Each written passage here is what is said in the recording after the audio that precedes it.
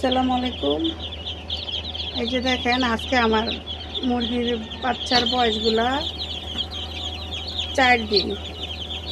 এগুলা অর্ডার আছে, একজন নিবে আজকে আইসা। এই যে দেখেন আমি এভাবে রাখি। আর বুডিংয়ের ঘরটা দেখেন, এই যে বুডিংয়ের ঘরটা আমি এভাবে বানাই।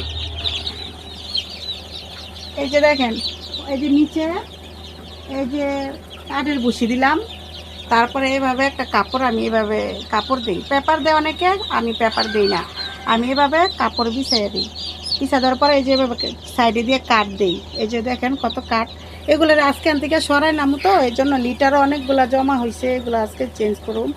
আর এগুলো নিয়েও যাবে আজকে একজন, এই জন্য এভাবে আছে। 4 দিন বয়স এখানেই ছিল। এই যে সাইডে আমি এইগুলা কাঠ দিই চতুর্পাশে। এগুলা তো কাঠের বুসি, তো অনেকে আবার তুষও দেয়, আমার কাছে তুষ নাই দেখে আমি কাঠের বুসি দিছি। এভাবে আপনারা চাইলে কিন্তু বুডিংয়ের ঘর বানাইতে পারেন। এই যে 60 পাওয়ার একটা ভালো দিলাম, এখন গরমের দিন এত তাপ লাগে না।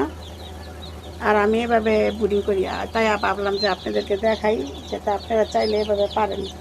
আর এই যে পানির পাত্র এভাবে একটা কাঠের নিচে দিবেন, ছোট একটা এরকম পানির পাত্র দিবেন, যাতে পানিগুলো না পারাইতে পারে ওরা। পাড়ায় আবার পানি বুডিংয়ের ঘর ভিজায় ফেলায়। এভাবে আর সাইডে খাবার দিবেন। আর নিচে চাইলে আপনারা তুষও দিতে পারেন, আমি পুষি দিছি। আর এইভাবে কাঠগুলো দেওয়ার মানে যে ওরা মুরগির বাচ্চা, তো আবার ওরা খুব দেশি মুরগির বাচ্চা অনেক দুষ্ট থাকে, ওরা হাসলা হাসলায়া মানে এগুলা খায়, তুষ কাঠ কাঠের বুসি এগুলা খায়। এই জন্য আমি এগুলা দিছি যাতে ওরা কাপড়টা না সরাইতে পারে। এই জন্য আমার সুবিধার জন্য আমি এভাবে করে আর কি মুরগির বাচ্চা পালি। এটা এক ভাই নিবে বলছে যে আপা এটা আমি নিয়ে যাব, আপনি 4-5 দিন পাইলা দেন, এই জন্য আমি পারলাম।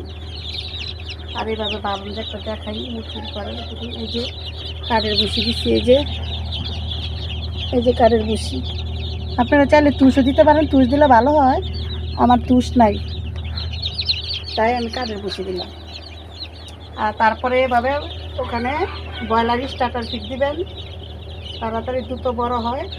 আর ভ্যাকসিন দিবেন 4 থেকে 5 দিনে, ঠিক আছে। আর মুরগি এভাবে ভালো থাকবে। আর অ্যান্টিবায়োটিক ওষুধ তো আমি দেখাই প্রত্যেকটা ভিডিওতেই, আপনারা ওই ওষুধ খাওয়াবেন, ঠিক আছে।